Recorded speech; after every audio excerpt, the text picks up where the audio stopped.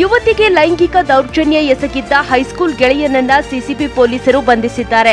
ಮದುವೆ ಆಗೋದಾಗಿ ನಂಬಿಸಿ ದೌರ್ಜನ್ಯ ಎಸಗಿದ್ದ ಆರೋಪಿ ಮೋಹನ್ ಆಕೆಯ ಫೋಟೋ, ವಿಡಿಯೋ ಇಟ್ಕೊಂಡು ಬ್ಲಾಕ್ ಮೇಲ್ ಮಾಡಿ 2.57 ಕೋಟಿ ರೂಪಾಯಿ ವಸೂಲಿ ಮಾಡಿದ್ದ.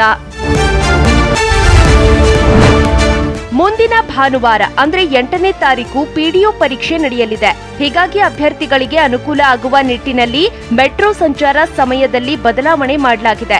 ಭಾನುವಾರ ಬೆಳಗ್ಗೆ 7 ಗಂಟೆ ಬದಲಾಗಿ 5:30ರಿಂದಲೇ ಮೆಟ್ರೋ ರೈಲುಗಳು ಸಂಚಾರ ಆರಂಭಿಸಲಿವೆ.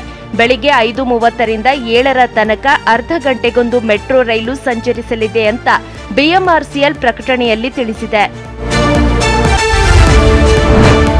ಅಡುಗೆಗೆ ಬಳಸುವ ಉಪ್ಪು ಕೂಡ ಕಲಬೆರಕೆ ಆಗ್ತಿದೆ. ರಾಜಧಾನಿಯ ಹಾಸ್ಟೆಲ್ ಮತ್ತು ಪಿಜಿಗಳಿಗೆ ಭೇಟಿ ನೀಡಿದ್ದ ಆಹಾರ ಮತ್ತು ಸುರಕ್ಷತಾ ಇಲಾಖೆ ಉಪ್ಪಿನ ಸ್ಯಾಂಪಲ್ ಪಡೆದು ಪರೀಕ್ಷೆ ನಡೆಸಿತ್ತು. ಇದರಲ್ಲಿ 2300 ಸ್ಯಾಂಪಲ್ನ ಉಪ್ಪಿನಲ್ಲಿ ಸೀಮೆ ಸುಣ್ಣ, ಸಿಂಥೆಟಿಕ್ ಪೊಟ್ಯಾಷಿಯಂ ಕ್ಲೋರೈಡ್ ಪತ್ತೆಯಾಗಿದೆ.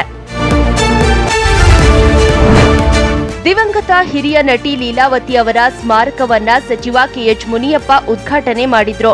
ಬೆಂಗಳೂರು ಗ್ರಾಮಾಂತರ ಜಿಲ್ಲೆ ನೆಲಮಂಗಲ ತಾಲೂಕಿನ ಸೋಲದೇವನಹಳ್ಳಿ ತೋಟದ ಮುಂಭಾಗ 1 ಕೋಟಿಗೂ ಹೆಚ್ಚು ಹಣದಲ್ಲಿ ಪುತ್ರ ವಿನೋದ್ ರಾಜ್ ಸ್ಮಾರಕ ನಿರ್ಮಿಸಿದ್ದಾರೆ.